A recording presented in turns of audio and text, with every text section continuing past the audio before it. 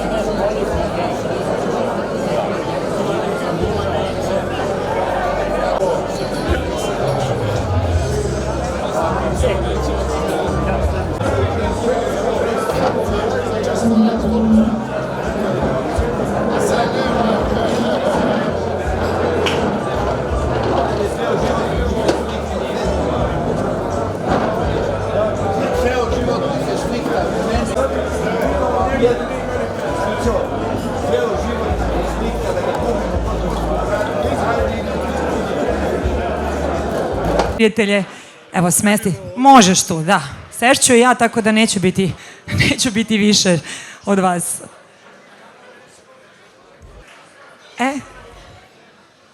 Evo i Stragi je došao, pa ne bismo počeli bez te, ma kakvi, Daćete mi malo vremena da vas sve pozdravim, još jedno onako malo formalno i zvanično, ali ovo je pre svega prijateljsko veče i prijateljsko okupljanje i svi ljudi koji su ovde i koji, nažalost, neki nisu bili u zemlji, ali bi bili ovde da su tu samo zbog jedne jedine osobe, a to je upravo Dragan Todorić. I knjiga koja je pred nama, neki od nas smo je već pročitali, ali sigurna sam da će tek doći u ruke i u srca ljudi koji vole Partizan, tako da mislim da će, nekako je morala da se desi. Ja ću sada malo da se držim scenarija, a onda ću da krenem u neformalni razgovor. Jedva čekam da čujem šta će vam i momci reći. Još jednom, momci, dobroveče i dobrodošli na promociju knjige koja iz ugla autora, legendarnog Dragana Todorića, govori o nečemu što je u današnjem svetu, pa reći ćemo, nezamislivo. Teško bar zamislivo. To je priča o vernosti, to je priča o istrajnosti i o odanosti jednom klubu i jednoj ideji. Toša je čovek koji je 50 godina deo košarkaškog kluba Partizan i čovek koji je bio deo osvajanja svakog od 49 trofeja. Pretočio je svoj životni i profesionalni put u knjigu koja je danas pred svima nama. U izdanju Vukotić medije, knjiga Crno na belo, već je dostupna u knjižarama širom Srbije, ali evo da se vratimo još malo i na samog Dragana. Igrač koji je sa pozicije playmakera predvodio parni valjak, potom i dugogodišnji funkcioner Partizana, legendarni sportski direktor, zahvaljujući čijem radu su sklopljene mnoge slavne ekipe crno-belih, danas je savjetnik predsednika kluba, a ogromno iskustvo i samo delić istorije koju je pisao čitavih pola veka, legendarni Toša i uz pomoć, i molim vas za veliki aplauz za ova dva momka, Đorđa Matića i Miluna Nešovića, pretvorio i upisano delo. Danas su sa nama izdavač, gospodin Manojlo Vukotić, kao i legende Partizana i našeg sporta, Dragan Todorić, Dragan Kićanović, Predrag Saša Danilović i Žarko Zečević.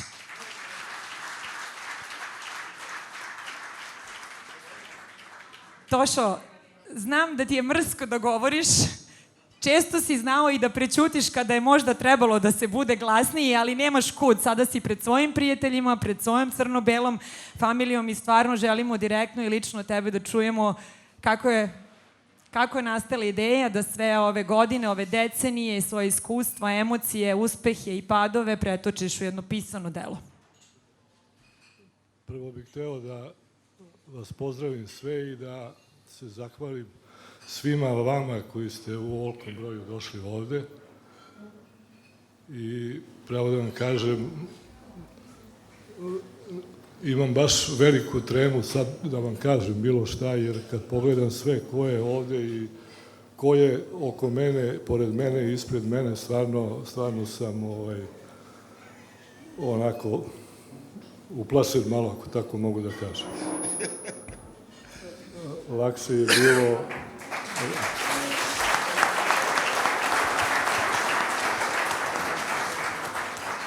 Što se tiče ideje za samu knjigu, ja nisam imao nameru da to radim. Međutim, ova dva novinara koje si ti, Maru, pomenula i ovo dvoje što ih imam kod kuće, svaki dan su mi 1-2 godine punili glavu, ajde, i onda sam poklekao, ako tako mogu da kažem, i krenuli smo, Đole i Milun i ja, koliko je to trajalo, 6-7 meseci da pričamo i da ja sam pričao, oni su u stvari pisali, beležili i tako je došlo do ovoga da se ova knjiga, da ugleda svetlost dana. Eto, to je otprilike kako je došlo do toga. Normalno, kad smo došli u završnu fazu, došli smo kod gospodina Manojla i pričali smo sa njim da li bi on, odnosno njegova kuća htela da štampa, dogovorili smo se i eto, ja mogu da kažem da sam jako zadovoljan sa onim što smo uradili. Ima li smisla da te sada pitam koji bi deo posebno izdvojio, pričajući sa novinarima koji su upisali knjigu, koji je to možda najemotivniji trenutak bio, ili je ovo pitanje potpuno kao kliše kad pitam koje dete ti je omiljeno? Ne može da se odabere, svaka epoha je bila za sebe priča, ali da? Pa jeste, i zbog toga smo i napravili knjigu iz, ne znam, ja tačno sada po poglavljima, tako, po nekim periodima, i Partizan je toliko veliki klub i toliko sjajnih igrača, trenera je prošlo kroz njega, tako da stvarno ne može ništa, ne bih sad u ovom trenutku mogao nešto posebno da izdvojim, ali stvarno sigurno sam i dosta stvari zaboravio da kažem, tek kad smo završili i kad sam pogledao knjigu, kad je bila gotova, vidio sam u stvari da bi možda mogla još jedna da se napiše, ali sigurno ja neću da je pišem, jer se nadam da će doći neki mlađi igrači ili koji će se kasnije baviti funkcionerskim poslom i nadam se da će neko od njih... Kad ti završiš za 20 godina doći. Neću, kume, došli smo pred kraj, što bi rekli. Sačekamo.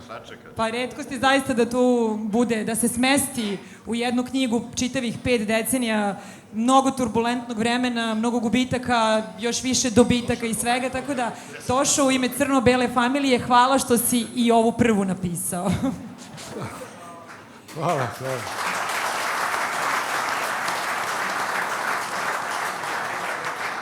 Pre nego što gospodinu Vukotiću dam reč, hoću da kažem kolegama iz medija da Toša sigurno mora da ostane nakon ovog formalnog dela i da odgovori na neka vaša pitanja, tako da više ste nego dobrodošli da tu i ostanete i znam da će me sada ubiti, ali zato sam na bezbednoj distanci, tako da mogu da nastavim ovo druženje ovako bezbedna. Izdavačka kuća Vukotić Medija se pobrinula da ova knjiga stigne i do čitalačke publike i zamolit ću sada gospodina Manojla Vukotića, koji je danas, evo, u baš onako finom, odabranom društvu, da nam kaže kakav je na njega ostavila utisak upravo ova knjiga Crno na belo. Dobro večer svima. Drago mi je pre svega što sam u društvu ovih mladića sa kojim sam ne igrao, ali sam ih novinarski pratio decenijama i oni su naravno ispisali najljepše stranice jugoslovenske i srpske košarke, naravno i kluba Partizan. A drago mi je što sam objavio ovu knjigu zato što je ona po mnogo čemu neobična. Ja sam objavio za ovih 10 godina kako se bavim izdavačkom delatnošću posle 50 godina novinarstva, jedno 10 knjiga o sportu ili iz sporta ili o sportskim klubovima ili o sportskim ličnostima. Jedna koja je objavljena pre 5-6 godina imala je naslov Košarka, to je Partizan. Nju nije pisao sportski novinar, u njoj nema mnogo statistike, nju je pisao jedan momak koji je već danas profesor književnosti u Novom Sadu i poznati srpski pisac Vladušić, koji je imao jedan neobičan pristup koji ja i danas poštujem i zbog toga hoću da napomenem. On je pisao kako je Partizan velika porodica i kako Partizan poput Reala ili poput Barcelone nije klub, nego je klub prijatelja, klub odanih ljudi, klub familija i klub velikog prijateljstva. Nešto što ovu Tošinu knjigu čini specifičnom i zbog čega sam ja ponosan što smo je izdali, jeste da je on celu svoju karijeru košarkašku sročio, izneo i ispričao na jedan veoma topao način, a i gotovo da kažem intiman način. U ovoj knjizi, za razliku od nekih drugih, tako da uporedimo biografija ili autobiografija, nema ni jedne zlurade rečenice, nema ni jedne intrige, nema ni jedne optužnice, nema ni jednog incidenta, a igrao je i protiv velikih klubova i protiv velikih zvezda i radio u menadžmentu Partizana i upravi Partizana toliko decenija. Nema ljutnje ni prema ovim, kako bi nekad navijači rekli, najžešćim protivnicima, protiv ovih sa kojih s nestrpljenjem čekamo derbije i tako dalje. Bilo je u toj karijeri svega i incidenata na košarkaškim utakmicama i drugih igara, ali kod Toše se to, tako da kažem, ne vidi. Kao što se on sam negde povukao, kao kroz priču, kroz knjigu, kad čitate, on gotovo kao da nije igrao košarku i kao da nije 20 godina bio jedan od glavnih dirigenata u toj upravi, u klubu, koji naravno ne može da funkcioniše bez takvih ljudi.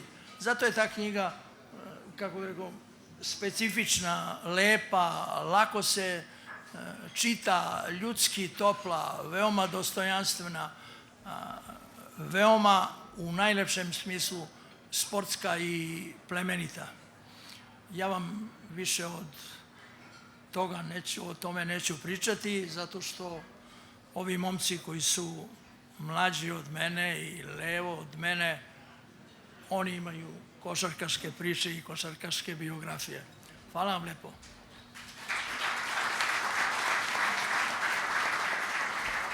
Hvala vama, gospodine, na prepoznavanju važnosti ove knjige i na tome što je došlo do čitalačke publike, a sada ćemo preći na ljude koji su aktivno uzeli učešće u stvaranju upravo ove knjige. Legende Partizana, srpskog pa i svetskog sporta, napisali su po jedno poglavlje i opisali svoj lični i profesionalni odnos sa Draganom Todorićem. Mi, evo za početak, krećemo od predsjednika fondacije Dobro pamtim sve, čoveka koga zaista nije potrebno posebno predstavljati. Gospodin Dragan Kićanović je danas sa nama.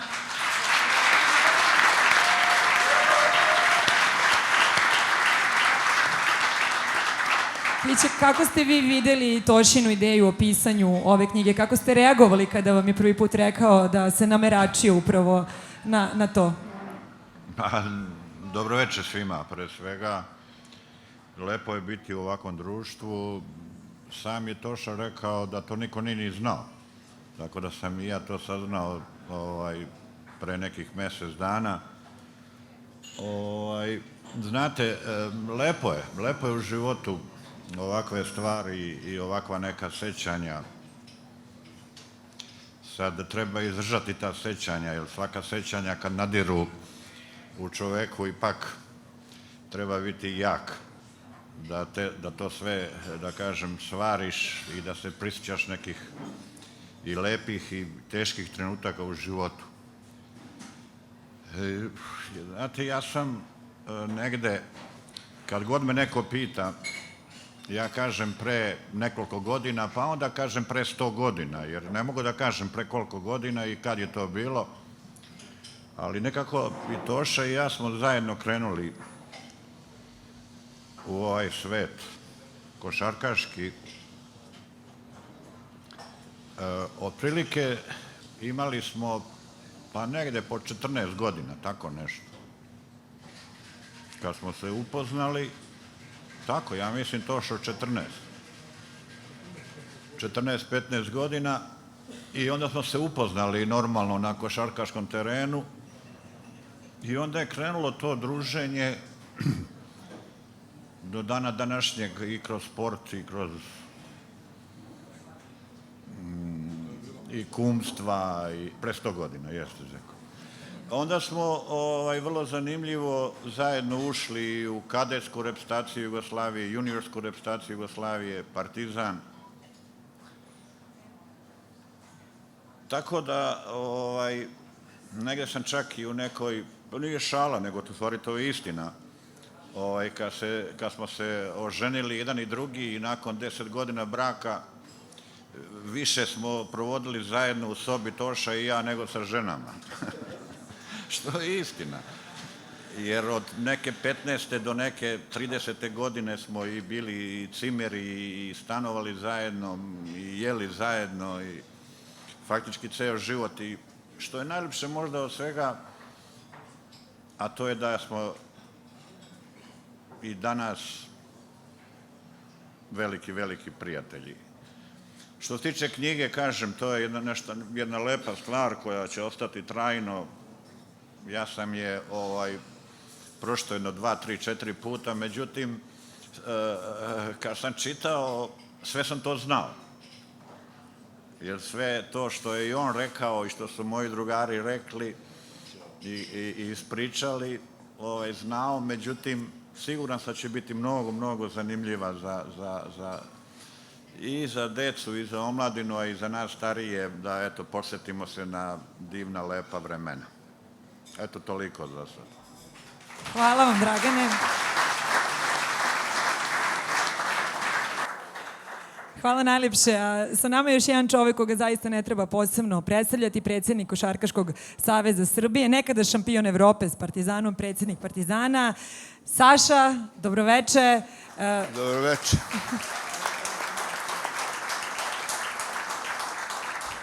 Sarađivao si sa Tošom i kao igrač i kao predsjednik. Šta je prva asocijacija kada se njegovo ime pomene? I da li si pročitao knjigu? Naravno. Nisam 4 puta kao Kića, ali pročitao sam. To je dovoljno. To je dovoljno da nam preneseš impresije. Polako, ima vremena. Pa, znate šta, prvo dobroveče svima. Stvarno je meni prelepo u ovom društvu, prijatelja ovde. Dosta ljudi često viđam, ali ima nekih ljudi koje nisam dugo video i stvarno mi je drago što sam ih video. Pa, prva asocijacija je da naglas razmišlja. Kad hoće nešto da provuče, i kad počne nešto da smara, govorim dok sam bio predsjednik Partizana, sa svojim večitim optimizmom, odnosno pesimizmom, i onda sam mu jednom rekao, dobro, Todoriću, više, uguši me, znaš, Kaži šta hoćeš. Kreće iz Presovlja, reci šta hoćeš, dok on dođe, pa ne, naglas razmišlja. Znači, kad naglas razmišlja, to je ono što hoće da vam kaže. Naravno, nije to prva stvar. Prva stvar je da je to čovek od koga sam ja učio, kao i od Zeke i od Milana Obućine, ljudi koji su radili tada u Partizanu. kad sam došao i počeo da vodim Partizan, Toša je jedan od najvećih glava tu bio. Prošao je, pre nego što sam ja u mojim igračkim danima, on je sa Kićom su stvarali veliki tim i to njegovo iskustvo je meni strašno pomoglo. Mnogo mi je pomoglo. Toša je moj familijarni prijatelj i knjigu kad sam pročitao, dosta stvari sam bio čuo, nekim stvarima sam učestvovao, naravno, a dosta stvari sam bio zaboravio koje su me podsjetile. I to mi je stvarno drago. Po meni, lagano štivo, super za čitanje, interesantno. Mi koji smo učestvovali u tome to gledamo naravno iz drugačijeg ugla, ali je siguran sam kogod je u situaciji, mada mu je knjiga skuplja i od Patrijaha i od Bećkovića, da, ali nema veze. Ali je, svako mi preporučuje tu knjigu, verujte. Stvarno je i lepo napisano i mnogo interesantnih stvari unutra. Eto, hvala. Hvala, Saša. I na kraju, a zapravo na početku priče o gospodinu Todoriću i Partizanu je čovek koji je obeležio jednu veliku epohu srpskog i jugoslovenskog sporta, gospodin Žarko Zečević. Dobroveče, Žarko. Dobroveče. Namerno kažem da je vaša uloga bila možda ključna i na početku priče o Toši, o tome ima reči i u knjizi, ali možete li vi sa nama da podelite sada ovde kako je to sve izgledalo iz vaše ugla, zapravo vaše druženje, vaša saradnja, a na kraju i učestvovanje u ovoj knjizi? Pa prvo, dobroveče svima, da i ja kažem kao i moji prethodnici. I izuzetna je čast biti na ovakvom jednom skupu. Toši hvala što je uspeo da okupi ovoliko sportskih prijatelja i legendi srpske i jugoslovenske košarke, što je vrlo neobičajeno za naše sadašnje vreme, ali svaka mu čast, jer ovde toliko ima poznatih ličnosti i toliko poznatih legendi koji su igrali košarku toliko dugo godina i proslavili ovaj sport u svetu i u Jugoslaviji i u Srbiji, tako da je stvarno počastvovan biti na ovakvom skupu. Što se tiče same knjige, ja bih prvo samo rekao da je knjiga napisana takvim jezikom da svako može da je čita i ovo što je Kića rekao da je pročitao 3-4 puta, ja mu verujem zato što je štivo tako lako i prepoznatljivo i govori o nekim dnevnim i godišnjim događajima, a vrlo interesantna i vrlo upečatljiva. Tako da, Tošo, da li si samo govorio ili si dozvolio novinarima da malo unesu svoj jezik, ali knjiga je izvanredna. Inače, što se tiče našeg odnosa, pa ja moram da kažem, Kića je s njim počeo košarkašku karijeru, a ja sam valjda bio jedan od krivaca što je on došao u Partizan. On je to u svojoj knjizi i opisao, a ja ću za one koji nisu čitali da vam to prevedem. Znači, igramo mi sa Slogom u Kraljevu neku prijateljsku utakmicu i Ranko Žeravica kaže meni, ajde idi tamo kod onog malog, razgovaraj da taj mali dođe kod nas. I pokojni Đuka, moj veliki prijatelj i drug s kojim sam drugovao sve vreme dok smo igrali u Partizanu, krenemo kod njega, uđemo u neko dvorište, vidimo nekog klinca prostire veš. Pitamo mi, jer ovde stanuje Todorić, on kaže da. Gde je Toša? Pa kaže, ja sam Toša. Koji je taj mali klinac koji prostire veša, on je Toša. Ja kažem, šta li nas je Ranko uputio ovde da pričamo s ovim malim. Međutim, posle igramo mi utakmicu, taj mali svirno jedno 35 košara, ne može niko da ga uhvati ni lasom, a ne nečim drugim i juri ga po terenu. Kažem ja, ipak je ovo pravi igrač za Partizan. I tako Todorić dođe u Partizan, ali s obzirom da je bio malo i u to vreme voleo da pravi kombinacije, on napravio neki dogovor sa Crvenom zvezdom i sada treba ga sačuvati jedno 7 dana dok počne prelazni rok i šta će, gde će, kod mene u stan. U to vreme moj otac, ministar policije, ne pada nikom na pamet da dođe da gleda u taj stan ko je tu. Jedino što u ovoj knjizi nije napisao, a ja ću vam dodati, U to vreme smo mi imali jednog malog šarplaninca, tek došao... Bucko. Toša imao zadatak svako jutro da ga prošeta, jer nije smeo da izlazi na ulicu, nego smeo samo da izlazi u dvorište. Tako da, evo, to je početak nekog našeg druženja, nekog našeg prijateljstva i ja mislim da to što je on obeležio ovu celu epohu i kao igrač i kao sportski funkcioner je zaista jedna izuzetna karijera i on može samo da bude ponosan na tu karijeru kao i njegova familija. Inače, da uprostim, kakav je njegov doprinos uopšte bio, to manje više se zna, ali evo tu su naši prijatelji iz Crne Gore.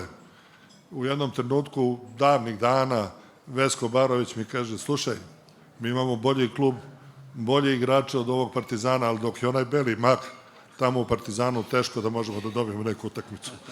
Tako da, evo, i njegov doprinos...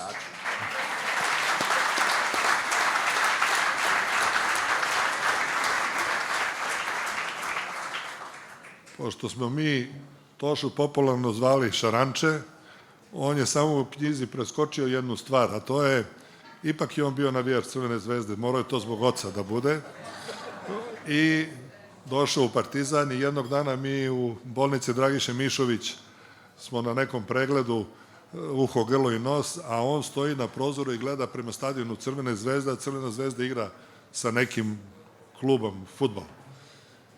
Skupimo se mi oko njega i počinje maranje i udaranje po glavi. Jeli, za koga ti navijaš? Od tada navija za Partizan i evo, mnogo je veliki partizanovac.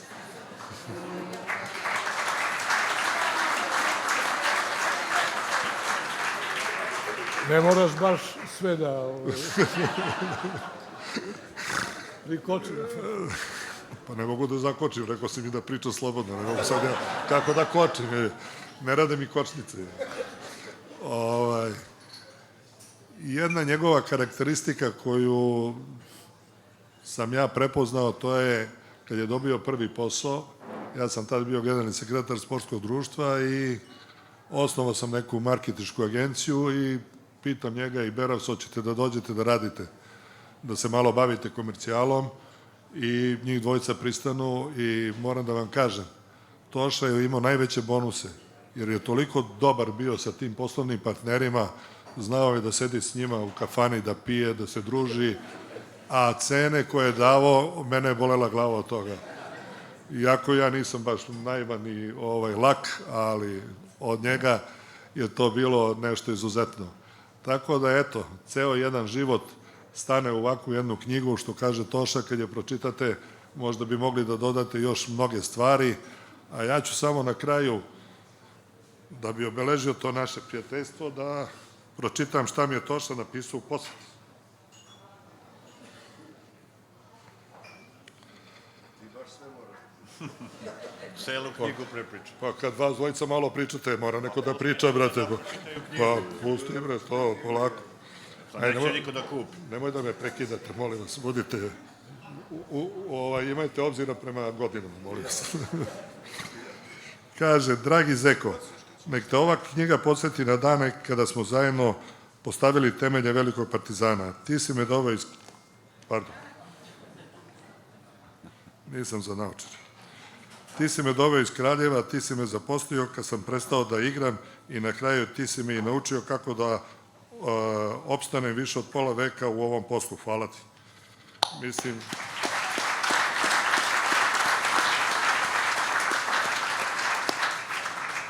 Ja mislim to Vesna pisao. Vesna, gde si Vesna? Kaže ti Kića da si to ti napisala. Ne, nego ko je pisao? Svi misle da je Vesna i Tijana da su pisali, ali Boga mi mora da kažem da sam 90% posveta ja. Samo na kraju da još nešto kažem. On je napisao tako knjigu da ja kad sam je čitao, imao sam utisak kao da je vodio dnevnik svaki dan šta je radio iz minuta u minut i to samo prepričao u knjizi. Tako da stvarno sa tim detaljima i sa svim tim što je on napisao, Boga mi, retko ko može da takve detalje, da se tih detalja seti, posle ovih 100 godina. Tako da, svaka ti čast, Toša. Hvala.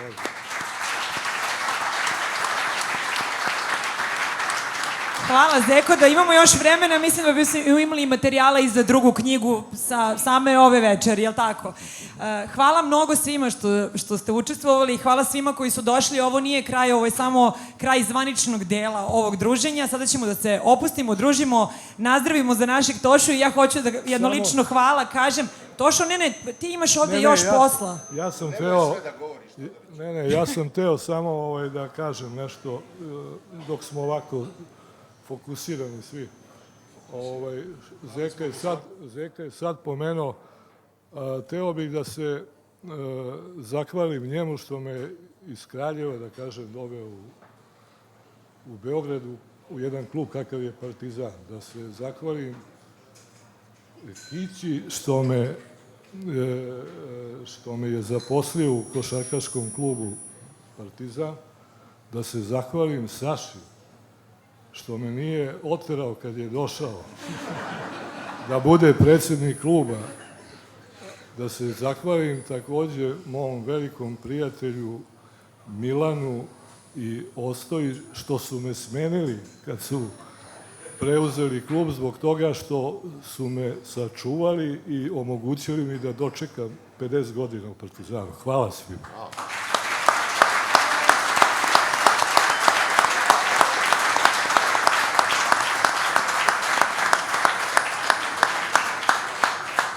I ja ću za kraj samo da iskoristim priliku da kažem jedno veliko hvala Vesni i Tijani što su ga podržali da napravi ovu knjigu.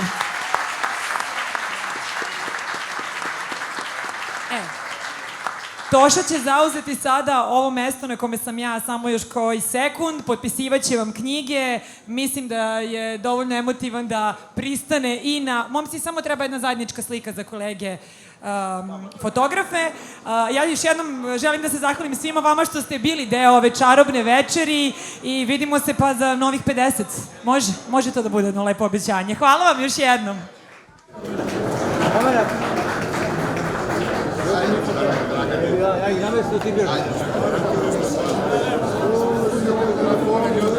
Spustite telefon, molim. Evo, Zeko.